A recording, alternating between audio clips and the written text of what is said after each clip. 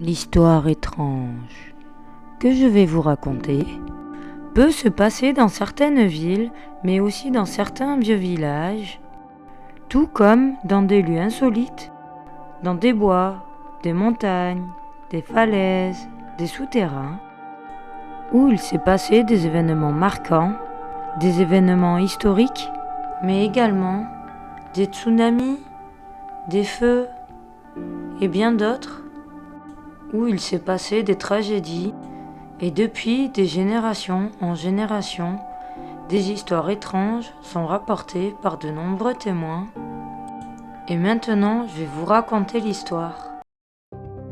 Aujourd'hui, je vais vous parler d'un phénomène qui est rapporté un peu partout dans le monde, mais plus précisément en France. Depuis des décennies, du Moyen-Âge jusqu'à aujourd'hui, des histoires sur des objets volants non identifiés et la rencontre avec des hommes extraterrestres sont rapportées. Je vais vous raconter deux histoires troublantes sur ces phénomènes. La toute première histoire, la plus ancienne, se trouve à Lyon. Nous nous situons en l'an 840, l'époque du Moyen-Âge. Des écrits consignés dans de nombreux documents d'époque ont été conservés. Vers l'an 800, l'empereur Charlemagne fait paraître plusieurs édits, interdisant de troubler les airs et d'engendrer des tempêtes, de détruire les récoltes par des moyens magiques et aux bateaux volants de survoler son royaume.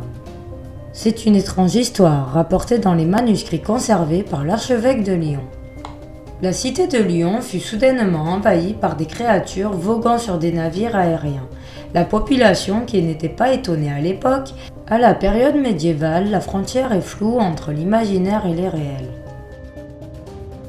À la descente de leur vaisseau, la population courut vers ces étranges visiteurs pour les capturer et fut immédiatement emprisonnée. La population les qualifiait de sorciers. Et après de nombreuses tortures par différents instruments, ces sorciers furent cloués, morts ou vifs, sur des croix et jetés dans le Rhône et la Saône. On pensait à l'époque ainsi dissuader les visiteurs restés dans les airs de ne plus revenir sur la terre et d'abîmer les récoltes par les bruits et vibrations extraordinaires de leurs vaisseaux volants. Ils y réussirent puisque ces étranges visiteurs se manifesteront plus pendant quelques années. La deuxième histoire se passe dans les Alpes de Haute-Provence, dans le magnifique petit village provençal de Valençol. Cette histoire remonte il y a 58 ans en arrière, le 1er juillet 1965. Un agriculteur qui s'appelait Maurice Mas vivait sur le plateau de Valençol avec sa femme et ses deux enfants. Chaque matin, il remarque depuis quelque temps des dégâts causés au lavandin. Les plants ne sont pas arrachés, mais plutôt coupés. Comme si quelqu'un venait prendre quelques branches de lavandin, cela ne l'alarme pas. Mais il pense certainement à des touristes qui passent par-ci par-là pour prendre des échantillons de lavandin.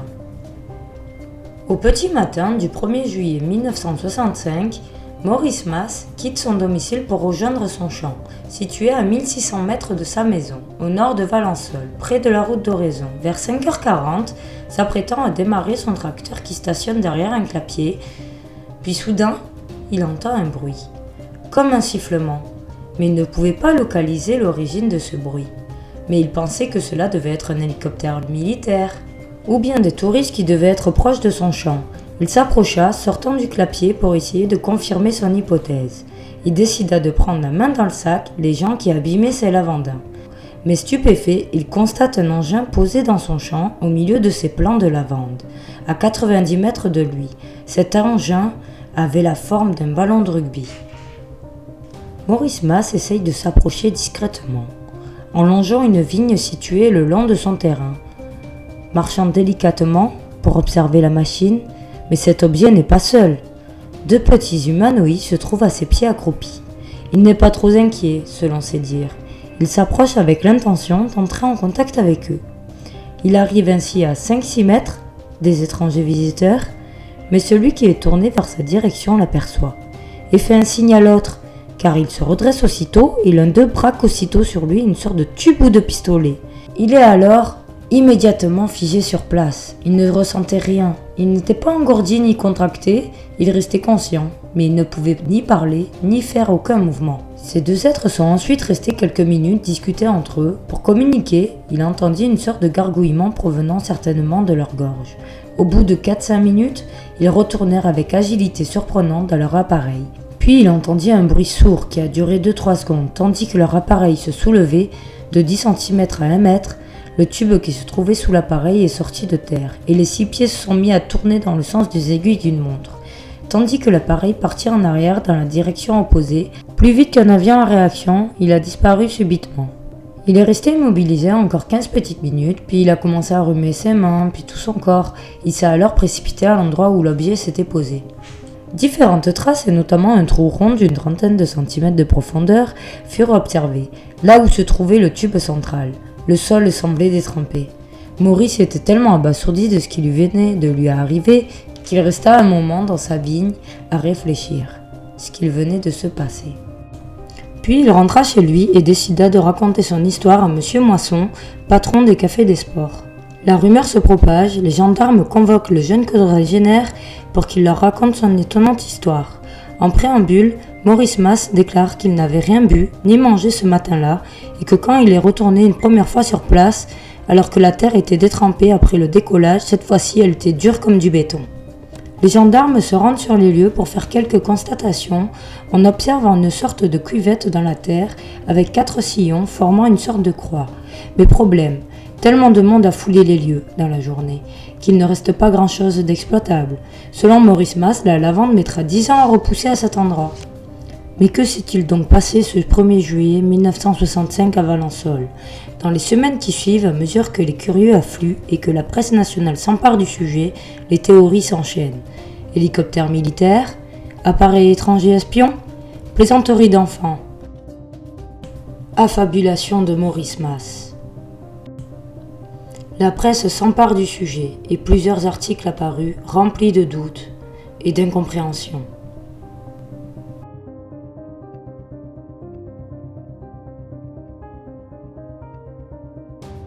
Il était convié à des conférences de presse partout dans le monde, en Russie, aux États-Unis, en Chine. S'il avait fait cela pour l'argent, il aurait pu. Mais sauf que Maurice Mas, lassé par les questions récurrentes, puis les personnes qui le prenaient pour un fou, et les doutes émis sur son récit, alors il se mure peu à peu dans le silence au sujet de la rencontre. Il ne participe pas aux conférences et il préféra ne plus en parler. Suite à cette observation, le témoin présenta de nombreux troubles psychologiques, dépression et notamment crise d'hypersomnie, pendant plusieurs mois. Plus de 2 ans après les faits, le sol était toujours aussi dur et plus aucun végétal ne poussait à cet endroit. 25 ans après, en 1990, à la rencontre d'un journaliste du Provençal, il déclarait en ces termes « Inutile de me cuisiner, je ne dirai plus rien. D'ailleurs, j'ai tout dit, vous savez tout. Tout a été écrit et je ne renie rien non plus. » L'agriculteur est décédé le 14 mai 2004 à l'âge de 83 ans. Est-ce que vous croyez aux ovnis, plus communément appelés les extraterrestres ? Non, pas du tout. Pourquoi ? Parce que je les ai jamais vus et je crois à ce que je vois. Avez-vous déjà vu ou vécu quelque chose en rapport aux ovnis ? Non. Merci beaucoup. Est-ce que vous croyez aux ovnis, plus communément appelés les extraterrestres ? Oui. Pourquoi ? Parce qu'il y en a qui disent qu'ils sont parmi nous et j'y crois. Avez-vous déjà vu ou vécu quelque chose en rapport aux ovnis ? Non. Merci. Est-ce que vous croyez aux ovnis, plus communément appelés les extraterrestres ? Oui. Pourquoi ? Je pense qu'on n'est pas seul dans l'univers. L'univers est tellement grand que c'est pas possible qu'il y ait que nous. À mon avis, on doit être plusieurs, c'est possible. Trop grand. D'accord. Avez-vous déjà vu ou vécu quelque chose en rapport aux ovnis ? Non, j'aurais bien voulu. Non. Dommage. D'accord, merci. Est-ce que les extraterrestres existent ?